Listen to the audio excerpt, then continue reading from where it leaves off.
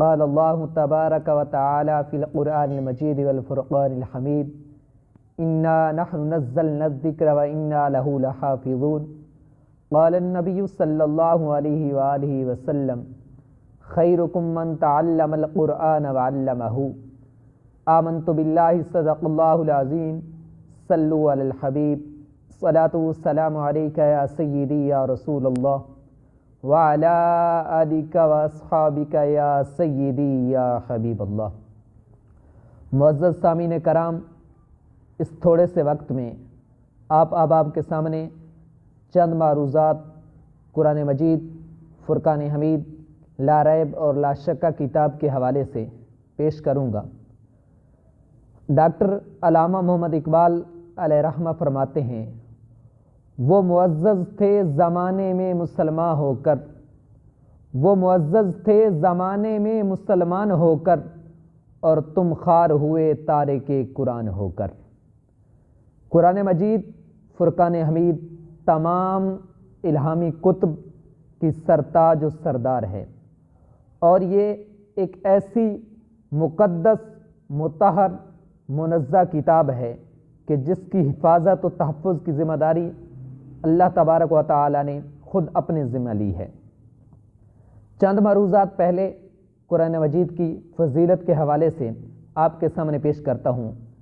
حضرت ابن مسعود رضی اللہ تعالی عنہما روایت کرتے ہیں، نبی مکرم صلی اللہ علیہ وآلہ وسلم نے ارشاد فرمایا کہ جو شخص قرآن پاک کا ایک حرف پڑھتا ہے تو اللہ تبارک و تعالی اس ایک حرف کے بدلے اسے ایک نیکی عطا فرمائے گا، اور وہ ایک نیکی کا اجر 10 نیکیوں کے برابر ہوگا۔ اور آپ نے آگے فرمایا، اور میں یہ نہیں کہتا کہ الف لام میم ایک حرف ہے، بلکہ الف لام میم یہ 3 حرف ہیں، ایک حرف الف، دوسرا لام اور تیسرا میم، یعنی جو آدمی الف لام میم پڑھے گا اس سے اللہ تبارک و تعالی 30 نیکیاں عطا فرمائے گا۔ اور جگہ نبی مکرم صلی اللہ علیہ وسلم ارشاد فرماتے ہیں کہ قرآن مجید اللہ تبارک و تعالی کی وہ لٹکتی ہوئی رسی ہے کہ جس کا ایک سرا تمہارے ہاتھ میں اور دوسرا سرا اللہ تبارک و تعالی کے ہاتھ میں ہے۔ آج میں آپ سے سوال کرتا ہوں کہ تم میں سے بہتر کون ہے؟ تو تم میں سے جو ڈاکٹر ہوگا تو وہ کہے گا کہ میں بہتر ہوں، جو انجینئر ہوگا وہ کہے گا میں بہتر ہوں، جو ماسٹر ہوگا وہ کہے گا میں بہتر ہوں، اسی طرح الی ھذا القیاس۔ آئیے آمنہ کے لال سے پوچھتے ہیں کہ کون بہتر ہے۔ نبی مکرم صلی اللہ علیہ وآلہ وسلم نے فرمایا، خیرکم من تعلم القرآن وعلمہ، تم میں سے سب سے بہتر آدمی وہ ہے جس نے خود قرآن مجید سیکھا اور دوسروں کو بھی سکھایا۔ یہ میں نے آپ کے سامنے چند معروضات قرآن مجید کی فضیلت کے حوالے سے پیش کی ہیں۔ اب آئیے آگے چلتے ہیں۔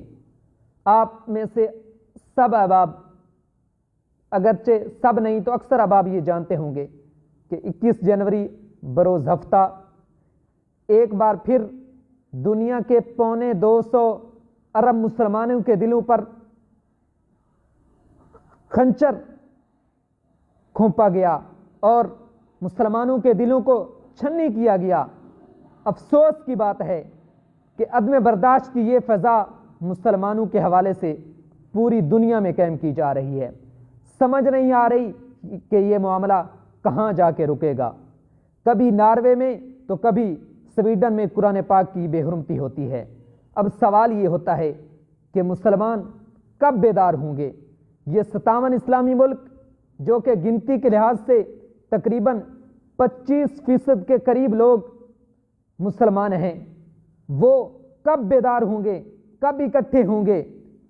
لیکن عالم یہ ہے کہ وہ انگریز جب چاہتے ہیں مسلمانوں کے جذبات کے ساتھ کھیلتے ہیں، کبھی قرآن مجید پر حملہ کرتے ہیں تو کبھی صاحب قرآن کی ناموس رسالت پر حملہ کرتے ہیں۔ آپ ذرا سوچئے کہ جب اس خبیث آدمی نے سویڈن میں قرآن پاک کو جلایا ہوگا تو کیا سرکار مدینہ گنبد خضرا کے مکی نے ہماری طرف نہ دیکھا ہوگا؟ اور آپ نے روحانی طور پر ہم سے مخاطب ہو کر یہ نہ فرمایا ہوگا کہ آپ کو یہ کتاب اس لیے عطا کی گئی تھی کہ آپ اس کی تکریم کرنا، آپ اس کو پڑھنا، آپ اس پر عمل کرنا۔ لیکن آج ہم کیا کر رہے ہیں؟ آج ہمارے سامنے، ہماری آنکھوں کے سامنے معاذ اللہ قرآن پاک کو جلایا جا رہا ہے۔ ابھی ہم صرف یہاں تک محدود ہیں کہ ہر ایک اپنی طرف سے مذمت کا بیان جاری کر دیتا ہے۔ آج وقت ہے اکٹھے ہونے کا۔ آج ہم میں سے ہر ایک کو عہد کرنا ہوگا، ہر ایک کو آواز بلند کرنی ہوگی کہ قرآن مجید اور صحب قرآن کی ناموس رسالت کے لیے ہم سب کو یکتا اور اکٹھا ہونے کی ضرورت ہے۔ آج اگر ہم اکٹھے نہ ہوئے تو پھر کب اکٹھے ہوں گے؟